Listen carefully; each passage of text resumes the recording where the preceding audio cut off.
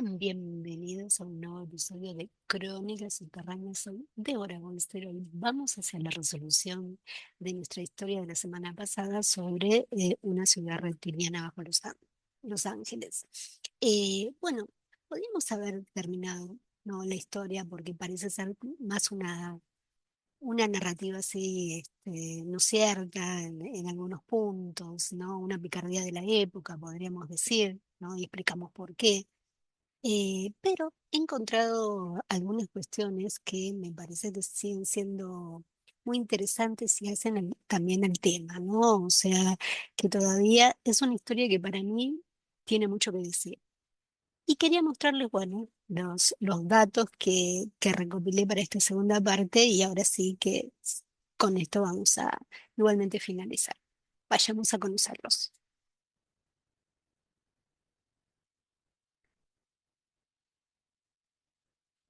Bien.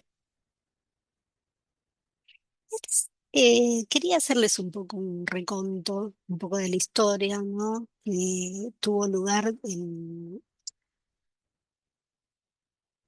el año 1934. Y todo empieza con este artículo que es publicado el 29 de enero de 1934, que hace mucho ruido porque según lo que se narra es que se habrían detectado túneles correspondientes a una civilización desaparecida y que además de oro, obviamente, habría un legado mucho más importante correspondiente a esta cultura ignota, ¿no? Y le digo que él hizo mucho ruido, ¿no? Como sabemos, pero bueno, que la historia quedó ahí, ¿no? Y este es el artículo, digamos, que lo publica Los Angeles Times, ¿no? Entre otros. Bien, vamos a seguir. Esta es la segunda parte y esta fue, bueno, esta es la parte para mí más que el artículo hace mucho ruido porque se presenta un mapa, que es este mapa que estamos viendo, que ahora se los voy a poner en mayor amplitud, y donde se marcan todos los lugares que dijo haber detectado este inventor, ¿no? Vamos a ver más grande, que es nada menos que Warren Schaffel, George Warren Schaffel, quien dijo haber detectado con un aparato de su invención, una especie de proto-GPR, como le digo, todos estos sitios, ¿no? Estos refugios, según decían él. Y aquí vamos a ver, ¿no? Aquí he hecho algunas cuestiones con el mapa, como pueden ver. Vamos a poner un poquito más larga. Y son, ¿no? Obviamente todos los lugares, como ven, marqué oro, oro, ¿no? Todo por Los Ángeles, decía él. Y había ciertos sitios como el de la Sala de las Llaves, ¿no? Que decían dónde estaba el legado mayor, ¿no? Este es digamos, ¿no? El periódico publica este mapa, esta historia y se transforma en la viralización de la época, ¿no? Todo el mundo hablando y queriendo ver qué pasaba con esta historia, que al final, como digo, queda en la nada, ¿no? Pero bueno, este es el mapa que presenta este inventor, ¿no? Y uno se explica porque, digamos, todos dan por entendido de que él en realidad estaba usando una especie de varilla de radiestesia, ¿no? Un poco mejorada, pero que no era nada para que llevara detectar todo esto.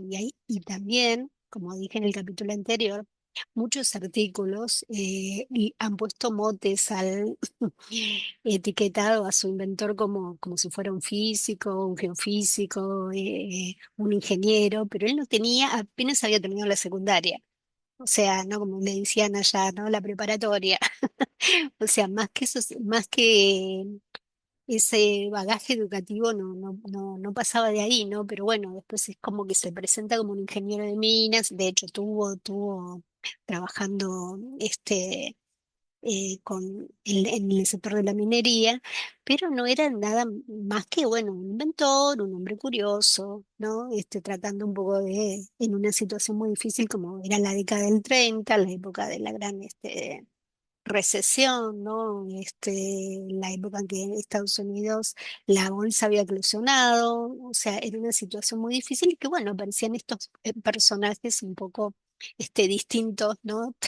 Que llamaban mucho la atención, ¿no? Pero bueno, él dibuja, presenta este mapa, ¿no? Y marca los lugares, ¿no?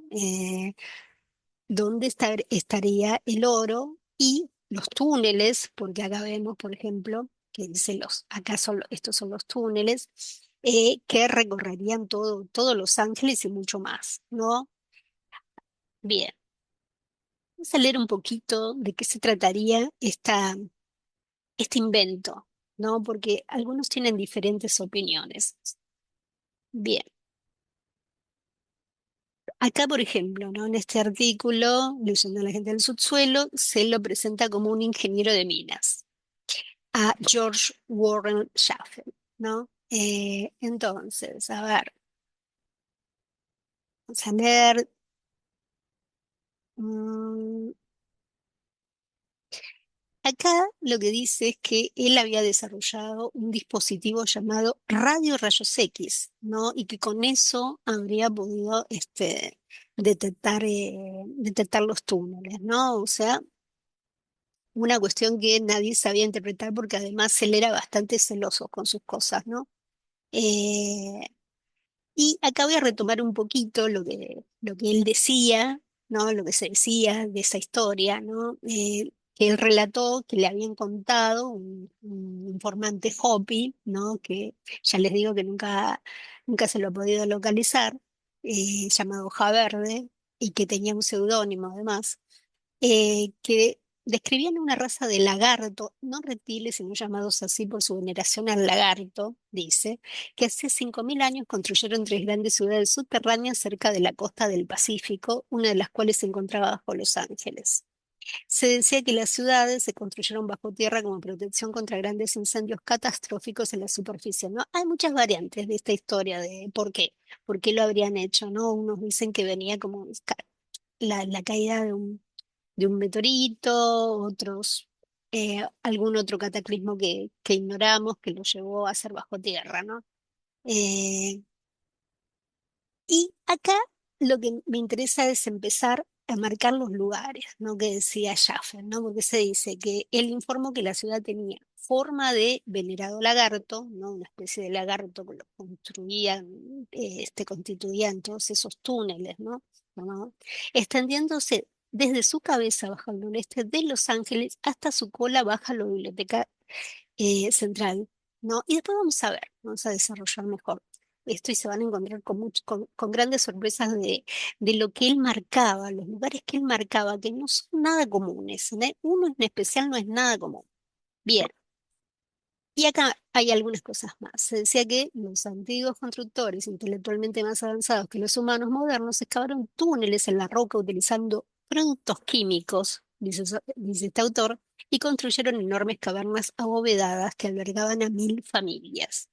¿No? Y esto ya habíamos contado, ¿no? En la primera etapa, ¿no? De que conocían un líquido que podía ablandar la piedra, lo cual me suena mucho, y además un cemento diferente, ¿no? Que les permitía también, realizar sus construcciones, ¿no? Un cemento de una forma un poco más, resistente, al parecer, ¿no? Y conté el vínculo que me pareció, encontrar en mis estudios entre unas construcciones bajo el agua, que un día hablaré ahí en el Caribe, y de algunas construcciones en Ecuador, ¿no? Mostrando un enlace. Eso es lo que conté en el episodio anterior, pero bueno, ya lo voy a desarrollar. Bien, acá dice que la ciudad subterránea estaba conectada mediante una serie de túneles adicionales con el océano. Atención con eso, porque después vamos a ver por qué, donde el flujo y el reflujo del agua de mar introducía aire en los laberintos. El fin de su civilización seguía siendo un misterio, ¿no? Bueno, y este es otro de los artículos, ¿no? Que se conoció, ¿no? Y que hizo estragos, ¿no? Este artículo. Lizard People, ¿no? El pueblo serpiente, la ciudad de las catacumbas, ¿no? Bueno, bien, vamos a seguir. Bien. Quiero seguir con el tema de la invención de Shuffle, ¿no? Que me parece que es un punto interesante porque digo, hay varias opiniones sobre lo que pudo haber inventado y porque desgraciadamente no nos dejó, no escribió nada de de todo lo ocurrido, hubiera sido interesante. Así que bueno, tenemos varias versiones recogidas, ¿no? Y todos difieren un poco. Bien, a ver. mm, Acá también, un ingeniero geofísico, dice. Cada uno va diciendo una versión diferente de la profesión de Schaffer, ¿no? Eh,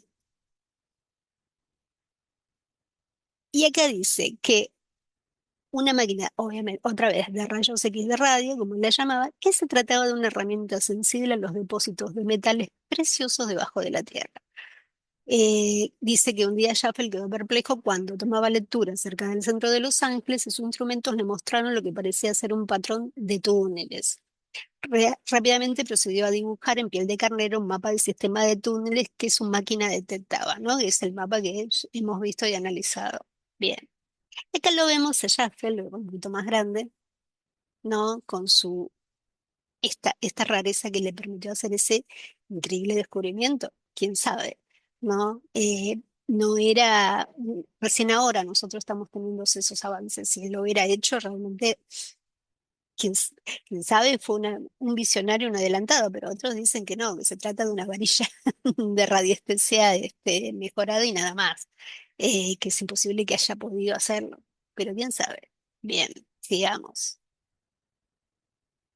A ver,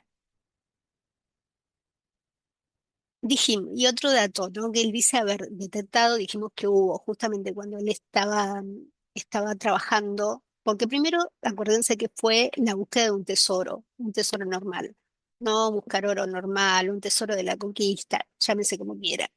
Después él hace una variación de la historia, después que termina esa historia que termina en la nada, no encuentran nada, junto a dos socios y dice que en realidad había detectado algo más. Pero aquí hay que entender que en el medio que esa historia termina en la nada, también se suspende porque Los Ángeles se sacude con un terrible terremoto, ¿no? Que también hable de él. Eh, y Sheffield dice que él ya había empezado a detectar justamente cuando estaba buscando ese tesoro, había detectado estos túneles, ¿no? Un poquito antes de que viniera el terremoto. Después del terremoto se le da una especie de permiso, se le vuelve a dar un permiso para que continúe él y su socio buscando oro y no pasa nada. Y ya termina ahí su historia hasta que vuelve con esta historia más grande, ¿no? Buscando ver. Y acá podemos pensar si esta historia más grande es para que le permitan seguir excavando y buscar el oro normal, o realmente sí había detectado algo fabuloso, ¿no? Bien. A ver si. mm,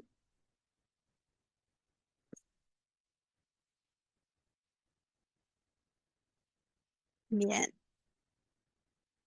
Mm, Y es él lo que también remarcaba que además de estos túneles, cámaras y oro, había detectado tabletas de oro, ¿no? También hechas de oro de esta civilización desaparecida, decía que eran como 34, ¿no? La civilización del subsuelo, ¿no? Así que bueno, parece que su aparato era muy minucioso y podía dar datos muy, muy precisos, ¿no? Bien. Eh, y acaba, ¿no? Después dice que mm, bien, bueno, quería ver si teníamos más para.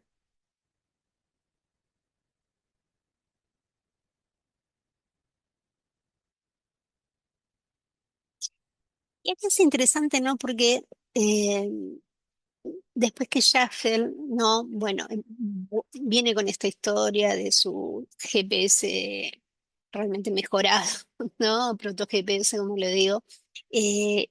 No pasa nada. Y da la casualidad que en la ciudad del municipio de Los Ángeles después empieza a hacer empieza a hacer sus construcciones, donde se decía que estaba este mundo, ¿no? Y había como en, en la Cámara, acá dice que la Cámara de Comercio de Los Ángeles habían indicado que el laberinto que había presentado Jaffer no existía. Pero otros aseguran de que podría ser, pero que bueno, no estaban seguros, ¿no? Hay como, había como dos miradas, ¿no? Eh, a ver, y acá estos datos, ¿no? Otros datos que tenemos que dice que en una de las, y ya la cifra de las cámaras que él había detectado con el GPS empiezan como a agrandarse, dice de las 285 antecámaras recorridas, había varios objetos que dice que había también detectado. Uno dice que era una especie de arma, de un tipo de cañón en miniatura, que después de los análisis podía desintegrar material, pero que no se sabía a dónde aparecía. Eh, Dice que la teoría que formulaba Schaffel era que se trataba de un procedimiento de teletransporte. Schaffel termina los textos indicando que el gas natural se había filtrado por las cámaras de aire que habían obligado a la gente lagarto a resguardarse a niveles más abajo de los túneles explorados, ¿no? Que fueron más internamente, lugar en donde una gran cantidad de agua se encontraba, líquido que al que se habían adaptado para sobrevivir. Y atención con esta parte, ¿no? Que es que les parece un poco de, de ciencia ficción. De hecho, acá el autor, George Schaffel y la gran ciudad de la gente lagarto, ¿no? Pero que ha puesto estos datos que cuando ustedes los leen parecía, bueno, ¿no? Las historias que circulan, pero vamos a ver lo que se está diciendo, ¿no? Acuérdense de túneles que entran en el océano, que se tuvieron que ir más abajo y adaptarse al agua, quizás para sobrevivir. Y ahora veremos por qué les remarco este punto, ¿no? ¿Por qué hay que remarcar estos puntos? Y bueno, y lo que a mí sigue interesando es el GPS de Schaffer, ¿no? Este aparato rarísimo, ¿no? A ver si tenemos algo más. Eh, y bueno, y acá se vuelve a decir que, según Schaffer, que se creía que esta civilización tenía que ver con los mayas, ¿no? Con una colonia maya, esto me suena mucho también a, a lo que a veces decía Edgar Cayce, ¿no? De que el hundimiento de la Atlántida habría hecho que algunos migrantes llegaran hacia América desde el Océano Atlántico. Hablaba del Golfo de México y hablaba, ¿no? De los mayas como una colonia importante de la Atlántida. Y bueno, y muchos otros autores que tienen otras cuestiones, ¿no? Con respecto a las visiones del pueblo maya, del que sabemos muy poco, ¿no? Y hay otras cuestiones más que hablar en el futuro. Em, mm, bueno, a ver.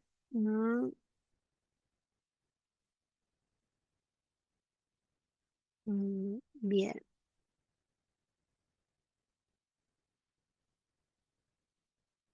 digamos. ¿Qué otro autor he leído algo de él? Vamos a ver. Bien, y acá prestamos nuevamente atención a los datos, ¿no? Eh, la tierra perdida de los Lizard People, ¿no? De la gente serpiente por Robert Stanley. Quiero volver a leer este artículo. Dice, según la leyenda y los estudios radioeléctricos, la ciudad subterránea tenía forma de lagarto, con su cola bajo la biblioteca principal en la esquina de Quinta y Hop, ¿no? La biblioteca principal de Los Ángeles. Y atención con esto. En el verano y otoño de 1933, un ingeniero de minas de Los Ángeles llamado George Warren Schaffel exploraba la zona en busca de yacimientos de petróleo, oro y otros materiales valiosos, utilizando un nuevo dispositivo que él mismo había inventado. Schaffel había diseñado y construido un aparato radioguiado que, según afirmaba, era capaz de localizar oro y otros recursos preciosos a grandes profundidades, ¿no? Como cada autor va dando, ¿no? Una cuestión con este tema, ¿no? Del georradar, como digo. Dice. Creía que el aparato de radio funcionaba según un principio recientemente descubierto que implicaba similitudes eléctricas entre la materia, la cual poseía las mismas características químicas, físicas y vibracionales. Y atención, ¿no? Y esto me recuerda mucho el actual descubrimiento que se ha realizado, especialmente desde el año pasado, ahí en Egipto, con un grupo de italianos, con este GP ha representado, ¿no? Que ha revolucionado, que ha descubierto algo bajo los subsuelos de Giza, que se dice que es una ciudad enorme. Eh, Bien, y esta cuestión de lo que la diferencia del invento de los italianos es que, especialmente de su creador, que es Filippo Biondi, es que él afirma de que puede recoger la cuestión sonora, ¿no? Por primera vez se puede recoger las ondas sonoras, ¿no? Y bueno, dar una lectura un poco más acabada de lo que podría haber en los subsuelos. Eh, para resumirlo así, porque es mucho más complicado. Pero esto me recuerda mucho, ¿no? Sheffield es como que se había acercado un poco a lo mismo, según algunos, ¿no? No sabemos si es así o esto está magnificado con las décadas, ¿no? Pero es muy interesante de que muchos apoyan la visión de Sheffield. Bien, y aquí nos dice Robert. Su dispositivo parecía consistir en un gran péndulo suspendido en una caja cilíndrica de vidrio, la cual a su vez se encontraba dentro de una caja negra con brújula, ¿no? Como ya lo vimos, ¿no? Lo vimos aquí. Eh, no, acá está Sheffield, ¿no? Sería esto, para que lo vean desde lejos y lo vean más cerca, ¿no? Este es el invento misterioso con quien ha hecho todo este descubrimiento. Bien, sigamos. Dice que el péndulo trazaba una línea recta desde un trozo de mineral desprendido de una veta hasta la veta de donde se había extraído originalmente. Un mechón de cabello de un sujeto de prueba conducía a los investigadores hasta la persona que había donado la muestra. Se decía que funcionaba incluso a muchos kilómetros de distancia. Aunque no revelaba con exactitud el contenido de la caja, Sheffield creía que al sintonizar con la frecuencia individual de un material en particular podía localizar materia similar. Creía que las emanaciones y los factores gravitacionales de la materia influían en el péndulo y que en principio no existían dos cosas exactamente iguales, ¿no? Había hecho un descubrimiento un poco más científico de ser así, pero que, como digo, lamentablemente son dichos, nunca dejó nada, nunca nos entregó nada, no sé, en todo caso se llevó su secreto a la tumba, ¿no? Dice, sigamos, Sheffield quedó perplejo cuando un día, mientras tomaba mediciones cerca del centro de Los Ángeles, sus instrumentos le mostraron lo que parecía ser una red de túneles que conectaban lo que hoy es la biblioteca pública en el corazón de Los Ángeles con la cima del Monte Washington y el Museo del Suroeste al norte en Pasadena. Dibujó un mapa, que ya lo vimos, y lo registró. Atención. Lo que descubrió parecía ser un laberinto subterráneo bien planificado, con grandes salas ubicadas en distintos puntos y depósitos de oros aparentemente artificial en las cámaras y pasadizos, ¿no? Bien. Y acá, algunos de los túneles se extendían hasta el oeste a lo largo de 32 kilómetros bajo la bahía de Santa Mónica. Y atención con Santa Mónica. Y él creía que solo se utilizaban para ventilación. Bien. Desafortunadamente, Sheffield desconocía que estaban conectados, esto del autor, con las ruinas de una ciudad aún mayor, sumergida bajo el Océano Pacífico, miles de años atrás, durante un tremendo terremoto y la posterior inundación. Y aquí viene una cuestión muy interesante, ¿no? Porque lo que marca este autor es que quizás se habla de una ciudad maya un poco más aproximada en el tiempo, pero a su vez hay otra ciudad subyacente, mucho más antigua, enterrada mucho más antigua, ¿no? Que al parecer habría ocupado gran parte del Océano Pacífico. Este es el punto. Y no atiendan esta cuestión de Santa Mónica. Dice, el complejo subterráneo que había descubierto se utilizaba para emergencias y estaba diseñado para albergar 5 a 5.000 personas o menos. Se almacenaban provisiones de hierbas no perecederas en cantidades suficientes para que los supervivientes pudieran vivir bajo tierra hasta que fuera seguro regresar a la tierra. También se guardaban en el complejo objetos personales valiosos, utensilios, registros históricos y tesoros de oro. ¿No? Todo, con todo su legado se enterraron bajo tierra porque algo muy amenazante estaba pasando, ¿no? A la superficie. Eh, no, este es el punto, ¿no?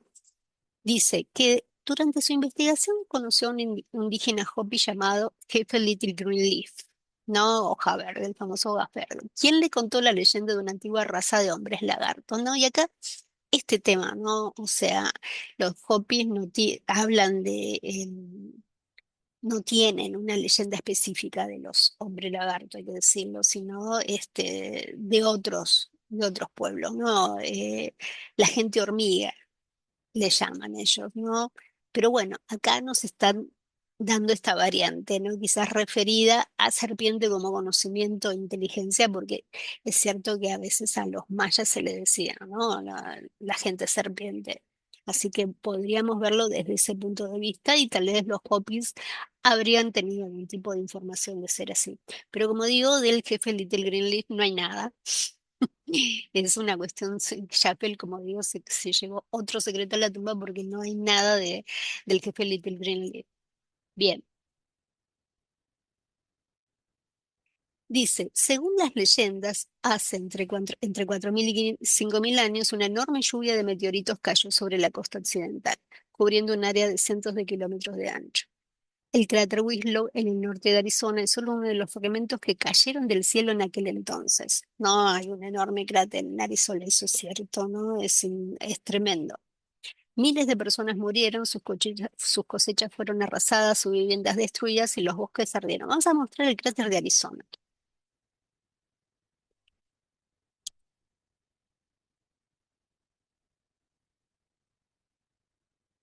¿no? Es muy impactante, ¿no? Muy enorme. A ver si acá lo tenemos. No sé cuánto es, pero es muy impactante. No, este es el cráter. Bien, sigamos. Bueno.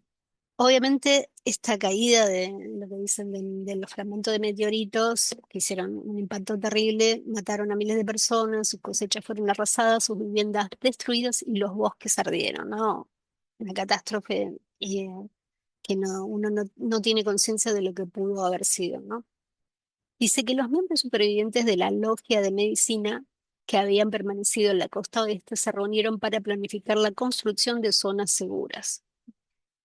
Los centinelas del cielo les advirtieron, ¿no? Muchos puntos ahí, que era hora de entrar en los refugios. Y esto un poco cierra con la cuestión de los Hopis, ¿no? Los Hopis hablan de la gente hormiga que fueron que los ayudaron a entrar bajo tierra cuando vino una destrucción enorme, ¿no? Se cuenta, no sé si hablan de 5 mundos, recuerden las leyendas Hopi, creo que en el segundo mundo es cuando se da esa tremenda destrucción y son ayudados por estos seres que se llaman la gente hormiga.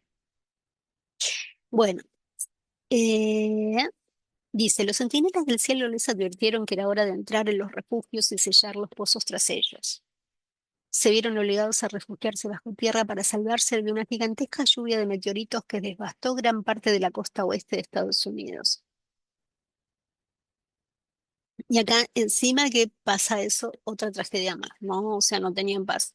Dice que los hombres lagarto de Los Ángeles sobrevivieron a la lluvia de meteoritos.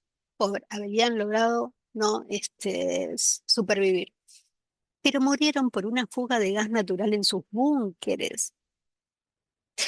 Schaffel creía que habían construido 3 instalaciones subterráneas de este tipo en diferentes zonas con ese propósito. ¿No? Había como 13 ciudades principales, ¿no? Ahí está como confuso, algunos dicen tres ciudades principales que hemos hablado. Después 13, algunos dicen que son más de 13 este, refugios, ¿no? Podríamos verlo así, ¿no? Y la ciudad principal, como digo, Sheffield creía que estaba bajo Los Ángeles, ¿no? De esta cultura ignota. Eh, una de ellas dice que se encontraba en la sección oriental de Arizona, justo donde cayó el cráter, en un pequeño pueblo llamado Springerville, y que fue descubierta recientemente. Tendríamos que estudiar. Otro lugar se encontraba bajo una colina rodeada por una cadena de montaña curva, como la parte central de la pezuña de un caballo. Este es precisamente el tipo de terreno que se ve en el centro de Los Ángeles, dice el autor, en la zona que ahora ocupa el edificio del Consejo de Educación, construido sobre las ruinas de una antigua finca Willis en la cima de la colina de Fort Moore, que ya hemos hablado, Fort Moore. Sheffield y su socio, el jefe Little Greenleaf, estaban convencidos de la veracidad de las antiguas leyendas y de las lecturas de la máquina del misterio, de los misterios de Sheffield, ¿no? El Hopi creía en la máquina de él que había revelado un secreto muy solamente conocido por su pueblo. Dice, decidieron obtener un permiso para excavar un pozo hasta las ruinas de la ciudad subterránea. Encontraron un solar vacío en el número 518 de North Hill Street, justo encima de una de las habitaciones más grandes. El 21 de febrero de 1933, la Junta de Supervisores del Condado aprobó un contrato con... Bueno, acá es como que el autor un poco confunde porque en el 33 se buscaba un tesoro común, no hay que decirlo. Ya en el 34, cuando él ya vuelve con esta historia, ya revela que él lo que está buscando realmente es vestigios de este desastre, ¿no? Y estos túneles que supuestamente había detectado. Bueno, sigamos. Bueno, según la leyenda de los estudios radioeléctricos, la ciudad subterránea tenía forma de lagarto, con la cola y atención bajo la biblioteca principal en la esquina de Quinta y Hall, y el cuerpo extendiéndose hacia el noroeste, con la cabeza ubicada en la esquina de Luthout y Marda, cerca de North Broadway. La sala de llaves de la ciudad se encontraba bajo la esquina de Segunda y South Broadway. Según las leyendas, la sala de llave es la guía para el resto de la ciudad y para las tablillas históricas de oro. Estas tablillas eran losas de oro de 2 metros de largo y 35,5 centímetros de ancho, ¿no? Vamos a ver otra vez el mapa que yo he confeccionado, ¿no? Y acá vemos que esta es la parte principal donde estarían estas tablillas, ¿no? Y esto me recuerda un poco, como dije, como contaba la historia de los tallos, ¿no? Eh, acá estaría, en este lugar estaría el registro principal, lo que él llamaba la sala de llaves que había detectado, de llaves, perdón. Bien,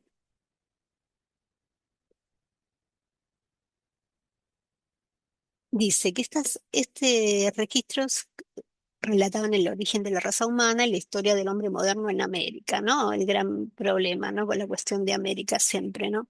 Incluyendo detalles sobre la historia del misterioso pueblo maya.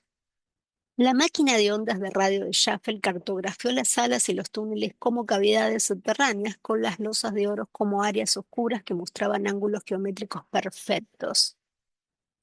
Las salas, 7 de las cuales se ubicaban en un área de 6 manzanas, variaban de tamaño desde 7 por 7 metros hasta 10 por 12,8 metros. La sala debajo del primer pozo medía 9,4 por 12,8 metros y la sala de llave era la más pequeña.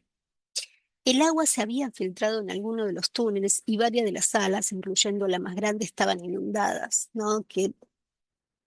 Qué tremendo esto, ¿no? Sí, es así. Jaffel estaba preparado para usar buzos para explorar las áreas sumergidas. Muy interesante, ¿no? Hasta dónde él quería llegar, ¿no? Cuando finalmente lograron acceder a la ciudad subterránea, según él. Dice, bueno,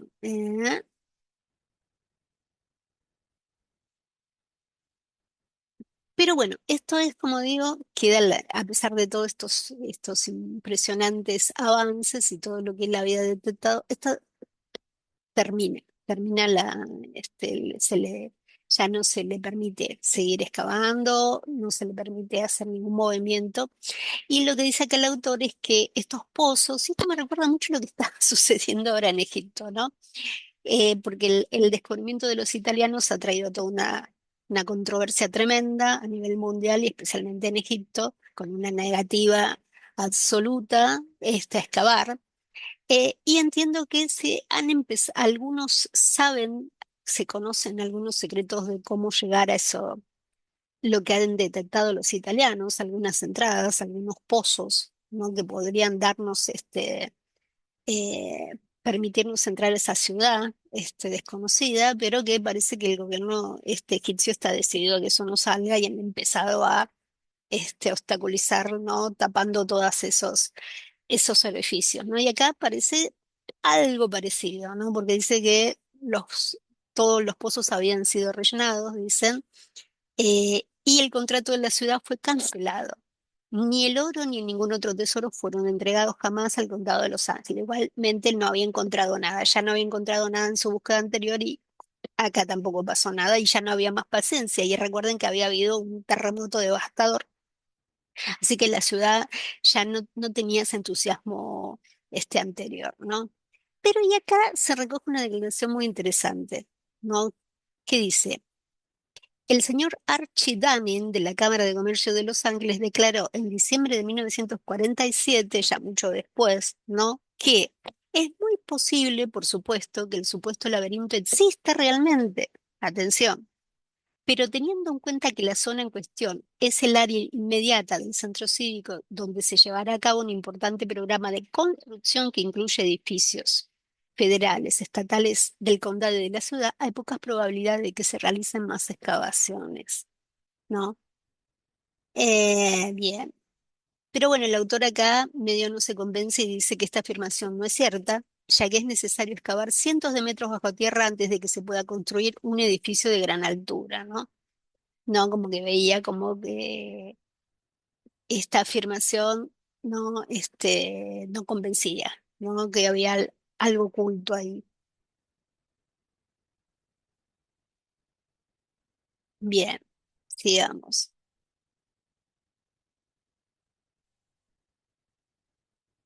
Y acá, bueno, se cuenta una historia, ¿no? De un descubrimiento, pero bueno, vamos a dejarlo ahí. Bien, sigamos.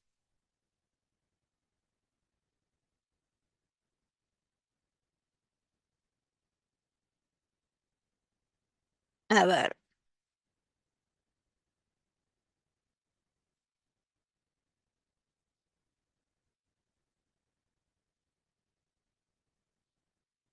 y acá dice otra vez.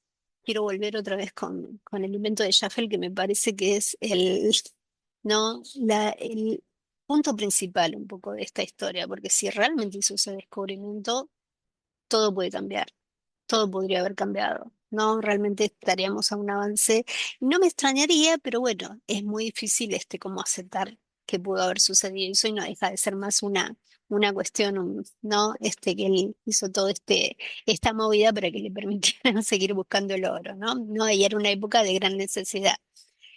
Pero acá dice este autor que es El misterio de los hombres lagartos de Los Ángeles, de este sitio, LA City de Lizard People, ¿no?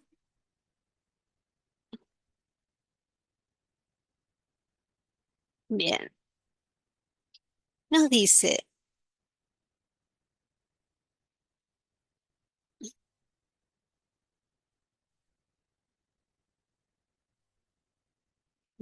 que esta máquina, y otra vez radio rayos X, ¿no?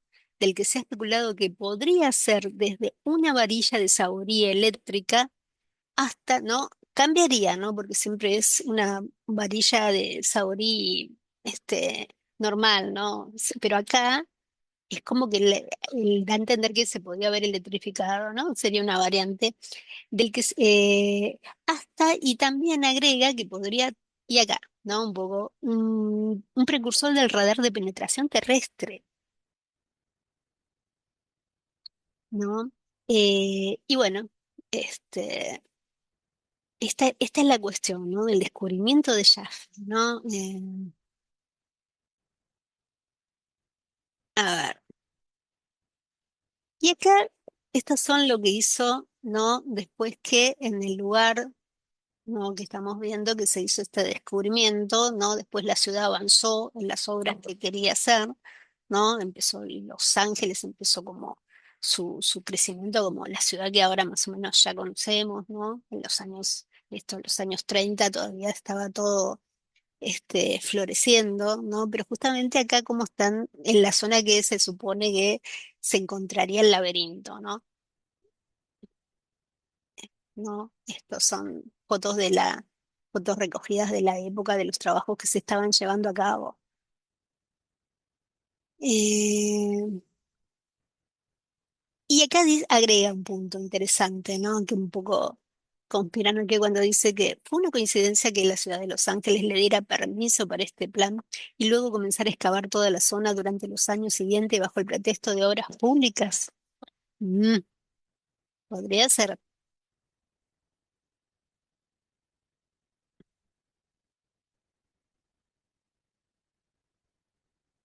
También hay que decir que muchos de los túneles que también se pudieron haber, los pudo haber detectado, supuestamente Schaffel se decía que era el tema del contrabando, ¿no? De cuando la gran prohibición de Estados Unidos con el tema del alcohol y bueno, sabemos de muchos túneles y se habla de túneles incluso hechos por los chinos, ¿no? Pero bueno, quizás en el medio de eso hay otra cosa. ¿No? Schaffel fue muy preciso. Y mucha gente dice que en ciertos lugares de ahí de Los Ángeles hay como anomalías, ¿no? Se han detectado anomalías en esas cuestiones un poco de los túneles. Así que bueno, sería una cuestión de seguir investigando esa parte, pero bueno, eh, sigamos.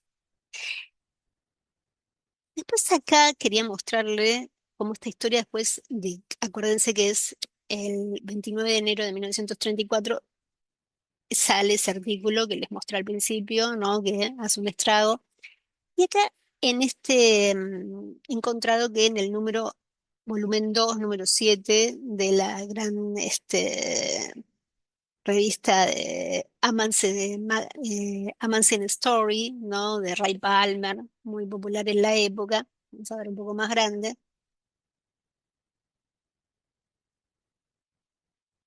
Acá es como que, bueno, se habla de la historia, ¿no? O sea, empieza como la historia que nos va llegando hasta esta época, ¿no? Dice, eh, y se llama La búsqueda de la ciudad perdida, ¿no? Le dicen ellos. Y ya recuerden que había pasado casi 14 años, más o menos. Hay que hablar de 14 años de cuando sale este artículo, ¿no? Dice, ¿acaso bajo la metrópoli de Los Ángeles se esconde una ciudad india de catacumbas repleta de registros de una raza de personas más avanzadas que las actuales y un tesoro que hará las delicias tanto de buscador de oro como del arqueólogo, ¿no? Empieza como la leyenda a construirse, ¿no? ¿No? Y bueno, narran un poco la historia, pero es muy interesante porque, bueno, esta revista realmente era muy popular, muy así, leída por los amantes del misterio y obviamente recoge, ¿no? Recoge la historia, aunque debo decir que en la actualidad es cuando la historia alcanza su cima, ¿no? Pero como que ya empieza, ¿no? Y queda como la cuestión legendaria, ¿no? Y hablan del abandono de la historia misterioso. ¿Por qué pasa con Schaffel? Bueno, Schaffel después se pierde en el tiempo y fallece en el año 1957, ¿no? Ya casi más de 20 años, ¿no? 20 años después de haber hecho ese fabuloso descubrimiento, ¿no? Y termina ahí en las sombras, ¿no? Y nos quedamos pendientes de lo que pudo haber significado todo eso, ¿no? Para él haber hecho hecho ese hallazgo, ¿no? De ser así, ¿no? Y no pudiendo avanzar, ¿no? Porque realmente justamente su hallazgo está en una zona muy complicada, es un poco como lo que pasa en Egipto, ¿no? O sea, es una zona complicadísima. Bien, sigamos.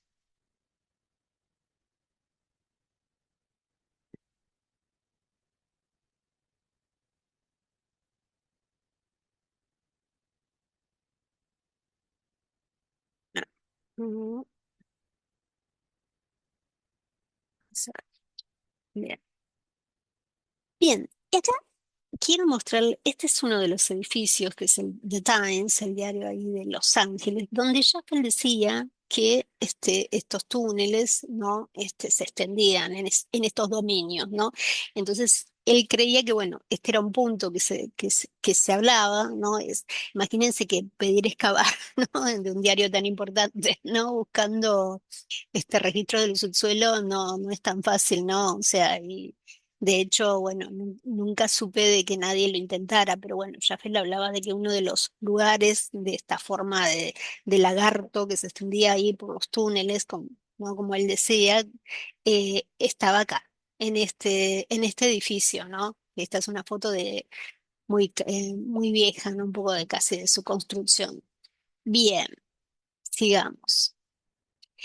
Y ahora sí quiero quiero que atiendan muy bien porque, bueno, yo les hablé de la sala de llaves, ¿no? La sala de llaves, como les dije, es la sala que dice llave donde están los registros en oro, en planchas de oros, ¿no? O placas de oro, mejor dicho, de esta civilización ignota que él descubrió. ¿No? Que parece que vincula en algún punto con los mayas y algo más. Y se dice que, bueno, como digo, la sala de llaves está acá, ¿no? En la Biblioteca Central de Los Ángeles. Nosotros podríamos dejar como el otro edificio decir, bueno, no pasa nada, es incomprobable de alguna manera, pero acá hay un punto, porque esta biblioteca, según lo que nos dicen, es totalmente masónica. O sea, ¿no? Les voy a leer el artículo un poco para que vayan como entendiendo de qué viene la cosa, ¿no? Y acá, si estamos ante otra cosa, se mezcla otra cosa o realmente ya perdimos con algo y justamente, ¿no? Es algo que nos desafía. Bueno. Este autor hizo, ¿no? El sitio se llama The Vigilant Citizen, y cuando buscaba me topé con este artículo, ¿no? Realmente me dejó un poco pensando, ¿no? Más allá de un poco de la conspiranoia, pero que realmente, escuchen bien, ¿eh? Dice, el simbolismo oculto de la Biblioteca Central de Los Ángeles. Por lo general, las bibliotecas centrales son muchos más que simples edificios que albergan libros.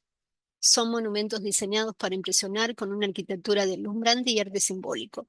La Biblioteca Central de Los Ángeles no es una excepción, y al observar su simbolismo se revela un hecho importante. La biblioteca es, en realidad, un templo de la filosofía luciferina de la élite ocultista. Atención con esto. Bien, este es ¿no? Una foto un poco más vieja. Ya vamos a ver. Dice, construida en 1926, la Biblioteca Central es un importante punto de referencia en el centro de Los Ángeles. Es la pieza central de uno de los sistemas de bibliotecas públicas más grandes del mundo, la Biblioteca Pública de Los Ángeles. La mayoría de los folletos turísticos describen el diseño del edificio como inspirado en la arquitectura del antiguo Egipto y el estilo neomediterráneo. Como veremos, esta elección de diseño no es meramente estética, sino que evoca las antiguas escuelas de misterios de la antigüedad. De hecho, tras descifrar las numerosas características esotéricas de la biblioteca, podemos afirmar con seguridad que el edificio se inspira principalmente en la masonería, la cual a su vez está profundamente arraigada en el ocultismo del Antiguo Egipto y el Mediterráneo.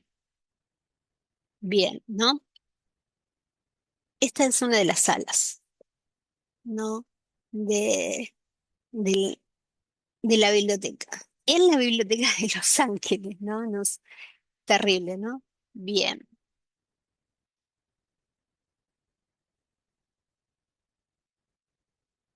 vamos a salir. Bien. El cual dice, la sala egipcia de una logia. Ah, no, perdón, esta es ya me parecía. Me equivoqué. Dice, no, es como para que nos demos una idea. Dice, la pirámide de azulejos de la biblioteca, las dos esfinges, los mosaicos celestiales y otros detalles convierten este espacio público en un auténtico templo oculto. Además, la biblioteca fue construida con una clara mentalidad elitista. El verdadero significado del arte expuesto parece estar destinado exclusivamente a los iniciados de sociedades secretas y no al público en general. No un guiño de los queridos hermanos. Antes de examinar las características más importantes del edificio, veamos la trayectoria de sus constructores, ¿no? Bien. Arquitecto de élite, Bertrand Goodhue. Bertrand Grosvenor Goodhue, arquitecto de numerosos edificios de poder, dice. La Biblioteca Central de Los Ángeles fue diseñada por Bertrand Grosvenor Goodhue, un poco difícil, un arquitecto prominente reconocido y contratado por las personas más influyentes de Estados Unidos. Entre sus obras se incluyen edificios gubernamentales y militares, iglesias, bibliotecas y residencias privadas de políticos. Uno de los edificios de élite más reconocidos diseñados por Goodhue es la sede de la Sociedad Cabeza de Lobo, una sociedad secreta de la Universidad de Yale, junto con la infame Skull and Boone y Scroll and Key, las otras dos sociedades secretas de Yale. Las funciones de cabeza de lobo son bastante similares a la de la masonería, una fuerza discreta pero importante que influye en una de las universidades más prestigiosas de Estados Unidos. Entre sus miembros ha figurado gente que posteriormente se convirtió en destacados políticos, diplomáticos, abogados y atletas. Bueno, esta es la insignia, ¿no? La insignia de la sociedad cabeza de lobo de Yale. Bien, sigamos.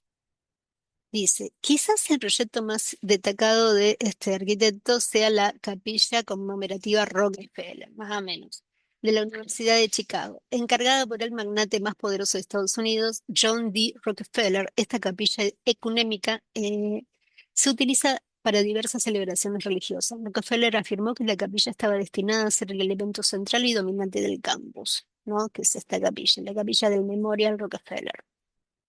Dice, la capilla fue diseñada en colaboración con Lee Lowry, el escultor arquitectónico más destacado de Estados Unidos. Ambos trabajaron juntos en otros proyectos importantes, como el Capitolio del Estado de Nebraska y la Biblioteca Central de Los Ángeles, temas de este igual, ¿no? Estas son las obras que hizo este arquitecto, ¿no? En la capilla.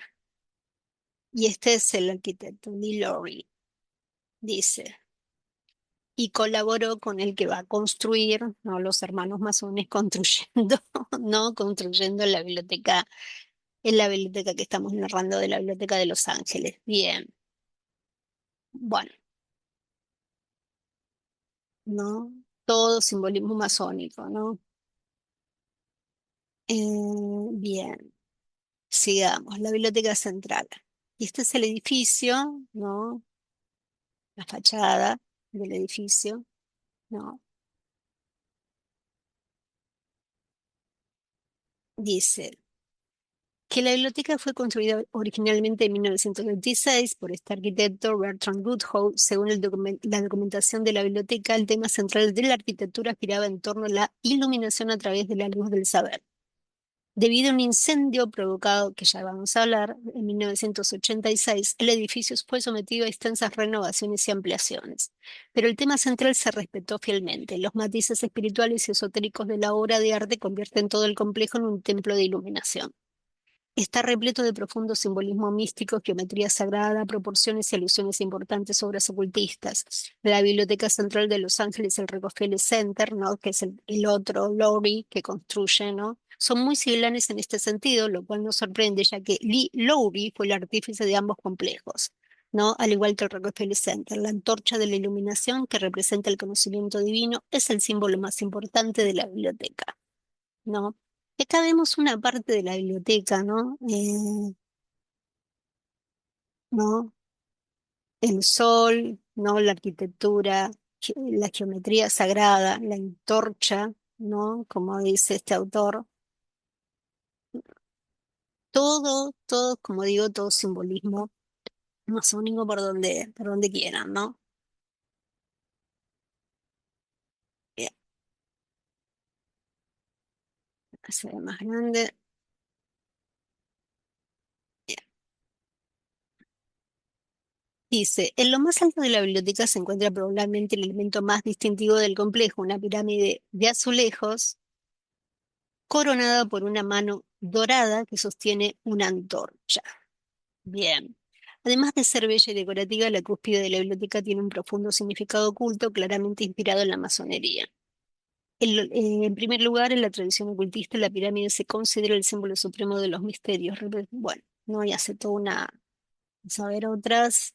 Acá la vemos, la antorcha que se exhibe dentro de la biblioteca y les recomiendo el artículo, digo, para no, porque es un poco largo, que acá lo dejo, ¿no? De Vigilance Sitting, ¿no? El simbolismo de la Biblioteca de Los Ángeles, ¿no? Acá vemos otra fachada, como digo, es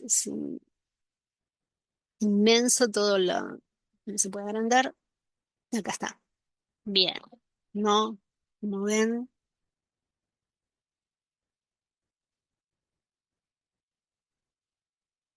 todo un desciframiento que hace este autor. Bien, ¿no? Lámpara, la lámpara también.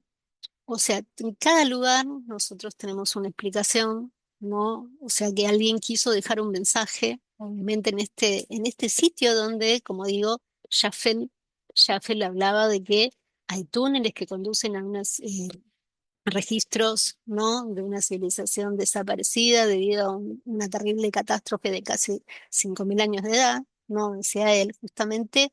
Esto me llamaba poderosamente la atención que esta biblioteca tenga estas características. Como bibliotecaria me ha sorprendido tremendamente, y en pleno Los Ángeles, ¿no?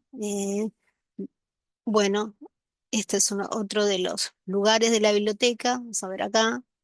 Este es el arquitecto, ¿no? Es, como digo, muy largo el artículo para poder leerlo, a ver qué nos hay. Bien. Y lo que quiero yo, a ver, bueno, acá vamos a, no,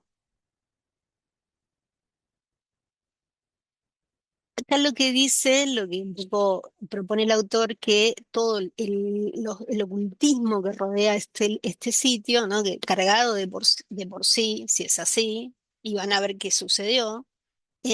Al comprender, dice, el simbolismo oculto que se exhibe en todo el complejo, la biblioteca se transforma en un templo de iluminación, dedicado a misterios ocultos y principios masónicos.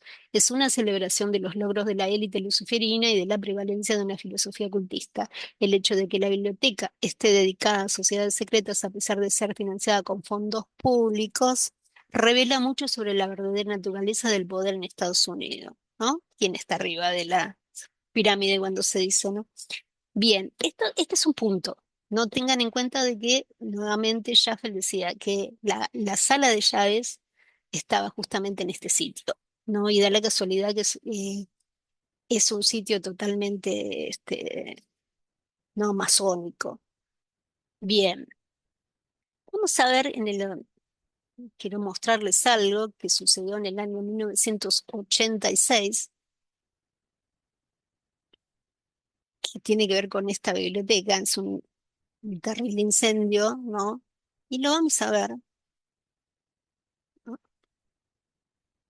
Fire in LA Central Library. It's so smoky you can't see your hand in front of your face. Inside that building, the flames were ferocious, fierce, intractable, and hungry. That's Susan Orleans. She's written a bestseller about the fire. The largest library fire in the history of the United States and one of LA's most mysterious.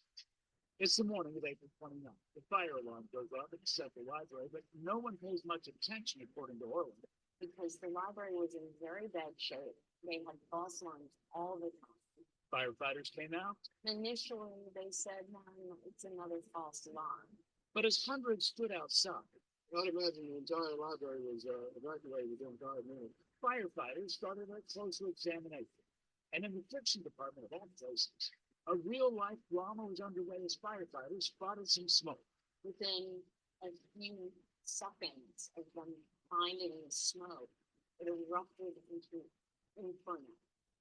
An intense fire that raged for 7.5 hours with temperatures well above Fahrenheit 451 and reached temperatures of 2,500 degrees. It's tremendously hot in there with a very, very dense black smoke. Our KTTV cameras allowed inside saw that flames chewed away at books, newspapers, and everything else stored in the building that was burned. History in ruins. In fact, the building is almost entirely made out of concrete, causes extreme problems in getting access to the actual fire itself. The more it raged, the more books were destroyed. At the end of those 7.5 hours, and the assessment was done of the damage, it was revealed that 400,000 books were completely destroyed. 700,000 were damaged. The building was relatively unharmed considering how fierce the fire was, but the contents were devastated. What makes this a decades-old mystery is investigators' inability to figure out why it started and who or what was responsible. Officers say they got the tip after distributing this composite drawing of a man seen in the library area where the fire started. It offered a $30,000 reward. They arrested a man named Harry P. He had to question fire Bien, this arrest and bien, ¿no? O sea,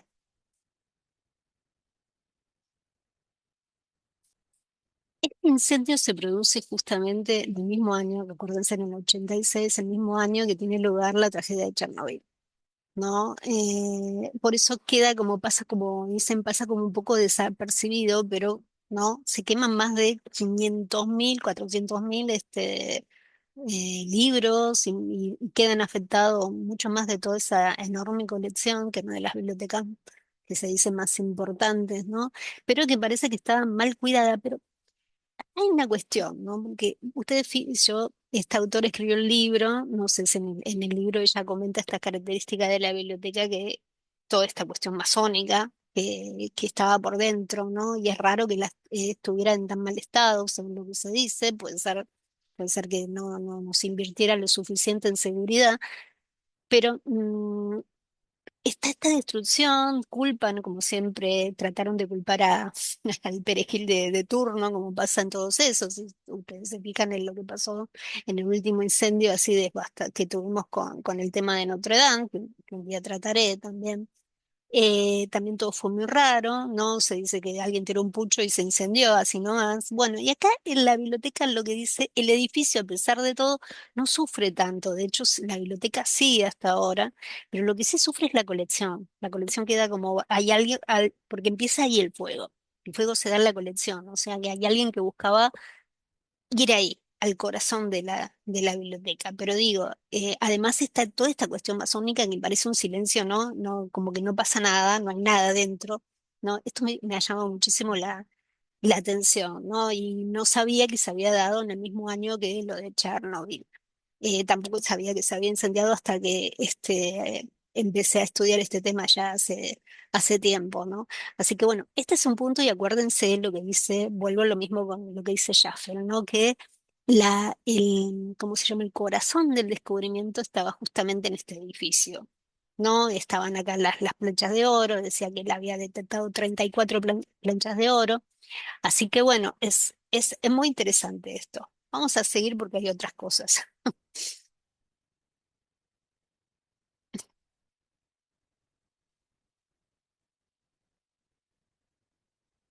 Vamos a dejar de compartir, se volverá a compartir más rápido. Bien, esto ya lo vimos. Sigamos. Ah, vamos a seguir acá. Bien, quiero hablar un poco del tema de les dije que una de las otra parte principal donde se decía que estos túneles iban hacia el océano era la bahía de Santa Mónica. Y Santa Mónica es una zona que hace muchos años viene siendo infectada por ovnis. Miles de avistamientos, miles de registros de avistamientos, no estaría todo, no me alcanzaría el tiempo para contarles todos los avistamientos que se producen en esta zona.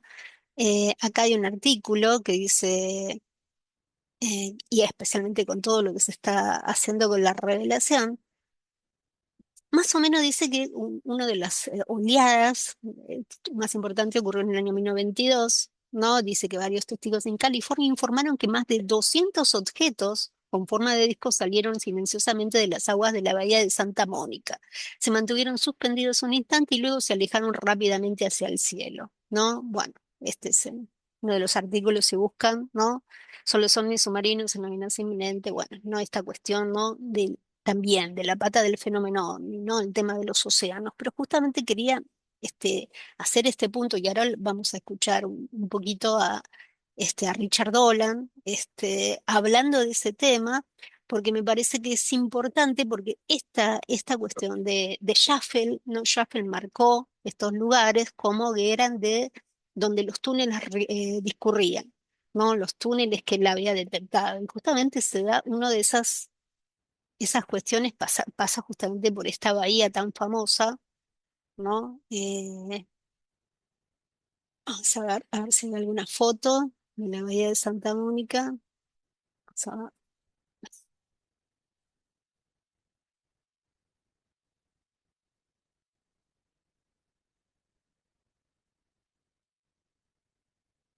para que vean un poquito.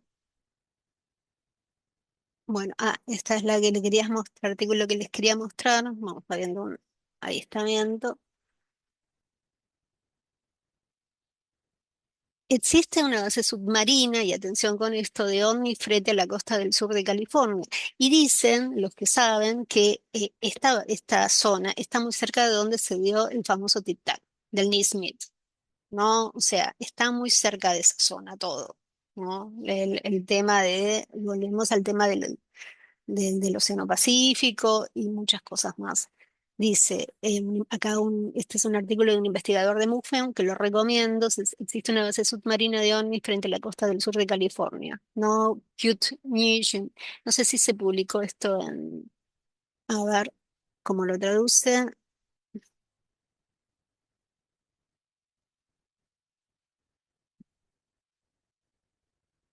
Bueno, no sé si es en China, esto puede ser. Dice, y ya del año, escuchen bien, del año 1953 esta zona ya empieza, ¿no?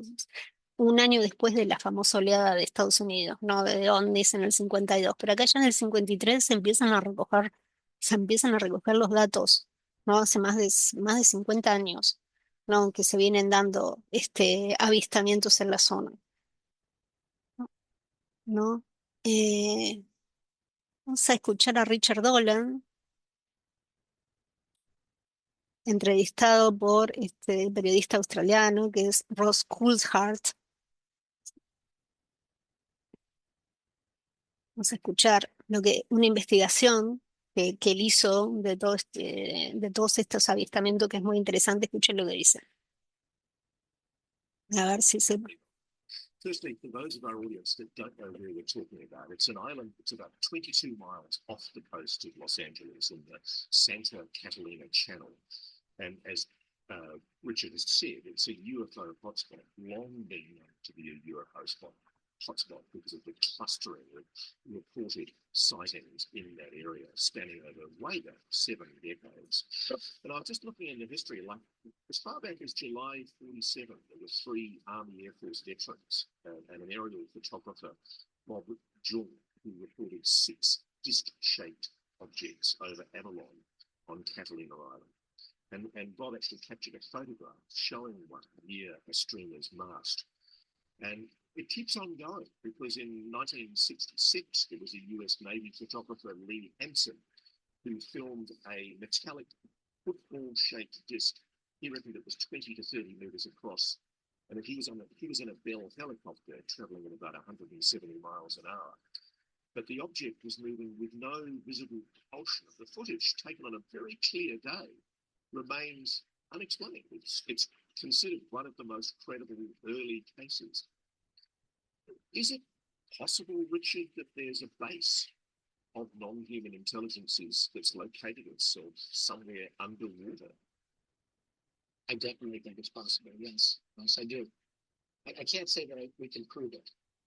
What's strange to me is that that whole region is so densely uh, operated. You know, there's so much U.S. Navy and just U.S. commercial activity. Perdón, que se fue los subtítulos para que lo puedan leer.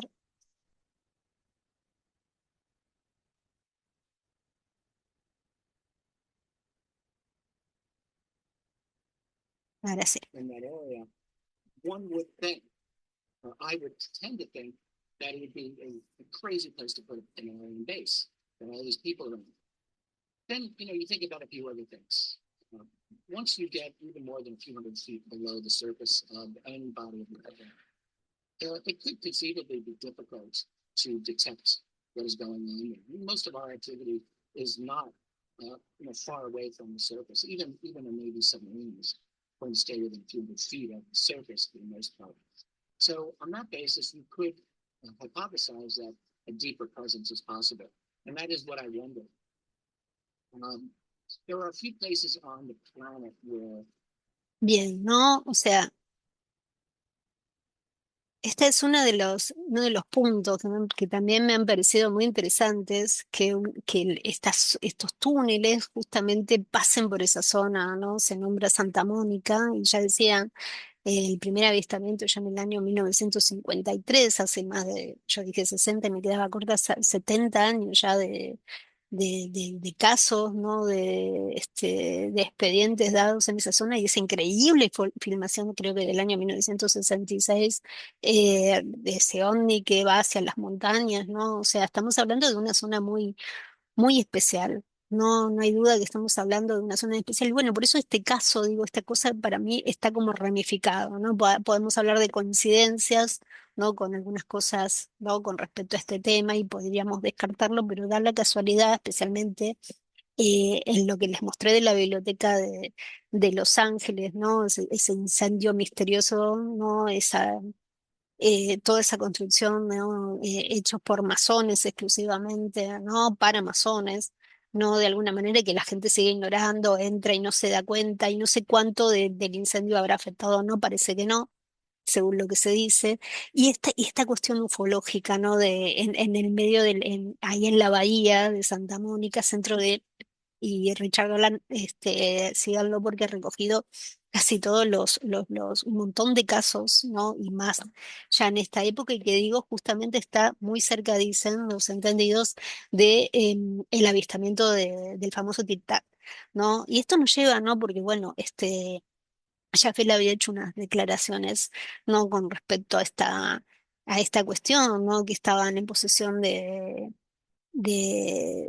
poder hacer esos túneles, que te contaban con un cemento raro, que contaban con artilugios también extraños, ¿no? Que pudieron hacer esa cuestión y que bueno, que algunos habían sobrevivido a la catástrofe, pero que después, según dicen, los gases interiores mataron a la civilización, pero quién sabe, ¿no? Quién sabe, pero toda esta historia realmente me parece fantástica. Vamos a ver si quedó algo más por mostrarles. Eh, no, ya está. Bueno, hasta aquí. No, de alguna manera espero que, bueno, tengan algunos datos, ¿no? Haya podido brindarles que les sirvan y de la famosa historia de que fuimos más allá, ¿no? Andamos más allá de la historia común, ¿no? De un tesoro común, se habla de otra historia subyacente que después aparece, ¿no? Y estas cuestiones, ¿no? Aquí para que pensar, ¿no? Un poquito. Así que bueno, los espero en un próximo episodio que tengo muchas sorpresas.